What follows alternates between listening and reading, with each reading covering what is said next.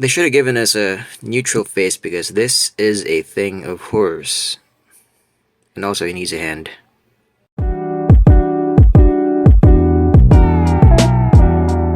I can't exactly recall how many times I told myself to stop collecting McFarlane Toys figures, but every once in a while I have to make an exception, especially if it's a Batman release. And this one looked interesting enough, and I was gonna review the Nightmare version of the Batfleck, as I've hinted on my previous video, which was on the armored suit Batfleck. But I don't know, did I mention this suddenly came in the mail? So this immediately became the latest shiny thing. So the novelty on this one was stronger than that of the Nightmare Batman. But you know how it goes. As a collector, whatever is most recent brings the most excitement. It's not that I'm less interested in reviewing the Nightmare version of the Batman or the Batfleck. It's just that I'm more interested in tackling this right now. The funny thing is I wasn't even going to pick up the whole Justice League Task Force wave of figures because, for one, they're just a bunch of free paints from figures that weren't necessarily good. But for some reason this one just caught me off guard, and the whole pixel game shading thing I thought really translated well into this whole brownish color scheme. And most importantly, I found them at a very good price. There were discounts on top of it, so relatively speaking it was a steal deal on my part. The Justice League Task Force is a fighting video game back in the mid-90s when the SNES or the Super Nintendo Entertainment System was a thing. Back when the family computer was a thing. This one screams mid to late 90s. Here at the back, we get a very nice art of the 4 core members of the Justice League plus Darkseid. So yeah, this is everyone that you can get from the wave. Batman, Aquaman, Flash, and Superman. Each figure comes with bath parts. So for this Batman, you get Darkseid's arms. And why is it orange? Because, like I said, this is the Platinum Edition. He's burned up. Okay, the bodysuit is primarily brown. Poo-poo brown, depending on how you're looking at it. And then we've got some burgundies here on the gauntlets, the trunks, the boots, and the cowl, as well as the inside of the cape. Those are burgundy. The back of the cape, however, is super shiny, and that's a copper color as far as I can tell. His suit is in flames, which is strongly represented by those yellows and oranges. The oranges enclosing the yellows, flames and whatnot. I do like the pixel game cel shading effect here, apparent in those flame effects, as well as the bat symbol. This is the first time they've done something like this, which is why this thing caught my eye. It's just eye candy.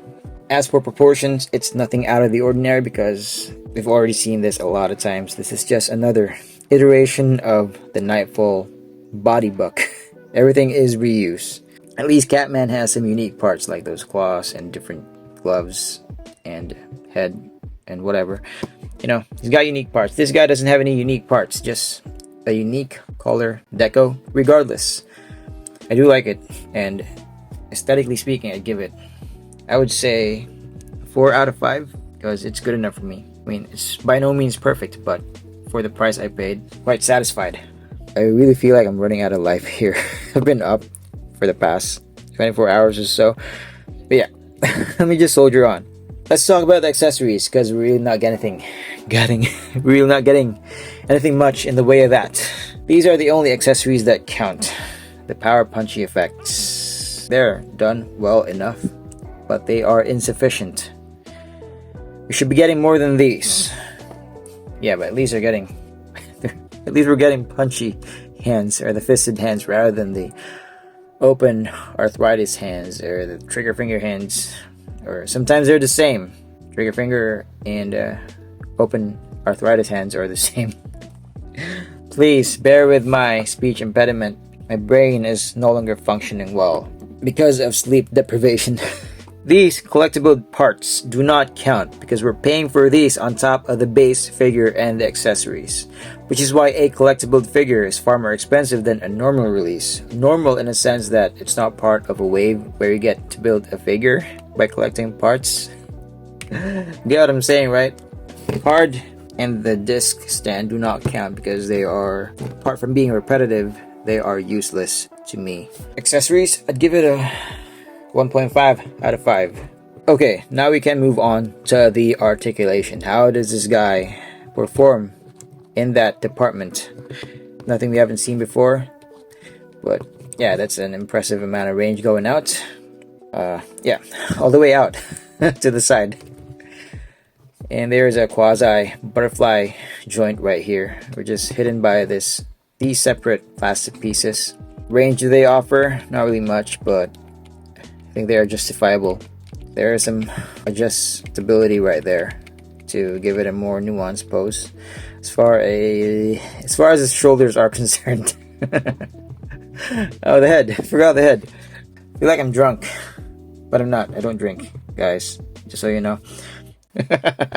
Goes all the way down. Does it go all the way all the way down? Not really. Shit, let me take this out of the way. I think that's better. This all the way up, more than it does go down, but I think the head looks weird. I mean, there's so much cavity right there underneath the jaw, so it's not good. I mean, this is the first time I notice how weird this head actually looks on that neck. Given that this is a reuse, I mean, didn't buy the Nightfall Batman, but I did get the one that came with Bane, but I haven't reviewed that one yet. I haven't played with that one yet, so this is technically the first time I am examining the individual parts of this figure. Okay, yeah, side movement, it's alright. So with all that up and down and side to side, this is what you're getting in terms of the roundy motion. That's a good enough mobility in terms of the head movement. The elbows, double jointed elbows. There you go. Ugly as per usual. Good range, but ugly joints, ugly cuts right there. Lots of cavernization. It's cavernous. I still find these molded joints weird. It does offer extra functionality, like it rotates by the forearm. There's a separate rotation here for the hand itself.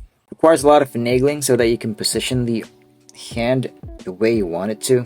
So it's not bad, but it's also not good. Could be better for sure. So yeah, it's hinged, that's why it moves vertically just like that. You know, you can move it around if you want, depending on how you want to position the hand. It looks so kulelat. It's sloppy. It's how I would loosely translate it. As for the torso, individual parts do not really function well, but if you combine the top and the lower joint, probably getting a bit more, but not really much. It's still fairly minimal. Going back, that's where McFarlane shines. Roundy motion there at the top as well. Some adjustments as well here at the lower joint. Some diagonal motion. Good enough.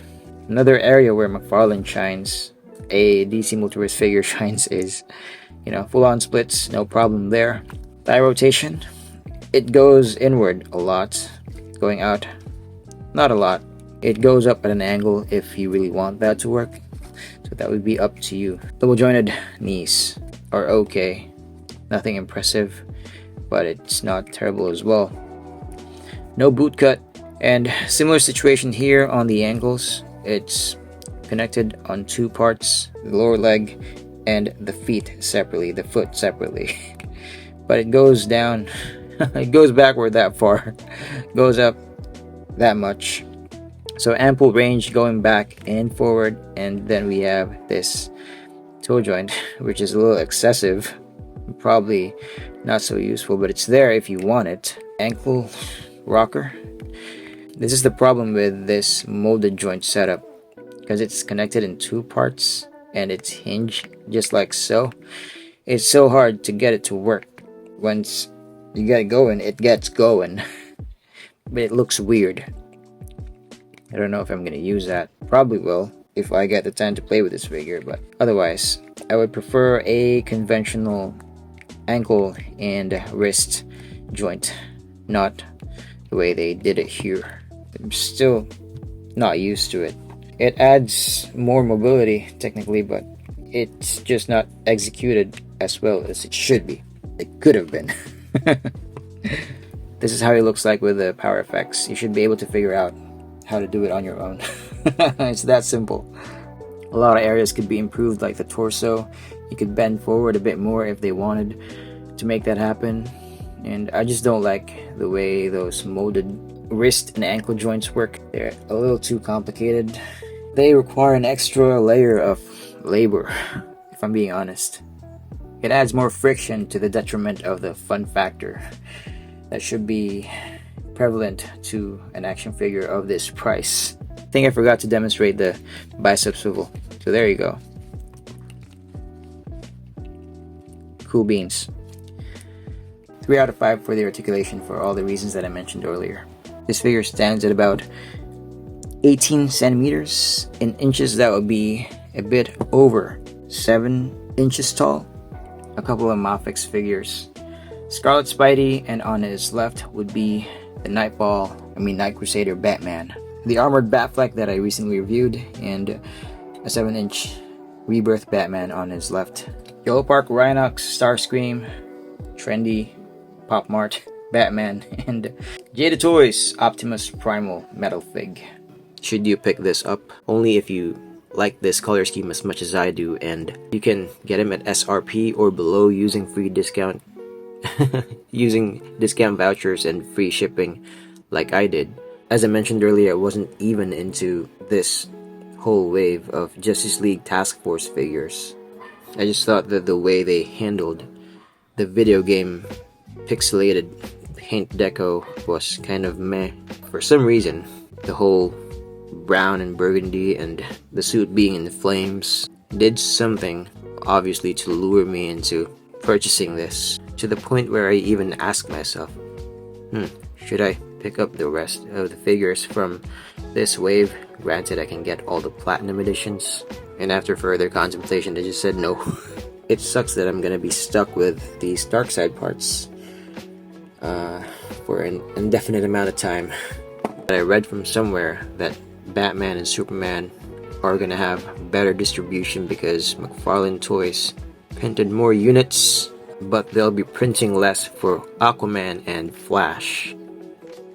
And I'm sure that, just like myself, most people would be wanting to track down the Flash first if they can only afford to pick up one figure at a time, or at least not the whole wave in one go. And that's also going to mess up the market prices of the individual figures, especially for the Flash, because historically McFarlane Toys has released only a number of the Flash figures that can be considered the vanilla or the end-all be-all version of the Flash to throw into your collection. And the absurd thing is that they're usually Target exclusives, whether they are single releases or part of a build-a-figure wave or a collectible wave, such as a Flashpoint wave where you get to build Cyborg. So it's not that I'm discouraging or dissuading you from picking this up, because I personally think that this Batman is a cool figure on its own. It's just that you're gonna have to live with some things that will serve no purpose if you don't intend to collect the whole wave. And even if you do collect the platinum editions of this Justice League Task Force release, it's gonna be hard to build that collection given the unequal distribution, the unequal printing of units, especially in terms of Aquaman and the Flash. But maybe you're up for a challenge or ready to burn a bigger hole in your wallet. That's gonna be up for you to decide. But as per this recording, I'm not gonna go beyond this Batman. I'll just wait and see what happens to the distribution of Aquaman and the Flash. If they're much cheaper than I'm expecting them to be, or at least Flash, I'm gonna stop babbling. Let me know your thoughts below. I think this is a cool repaint of an okay body buck of the Batman. And I should probably get some sleep now. Okay, bye!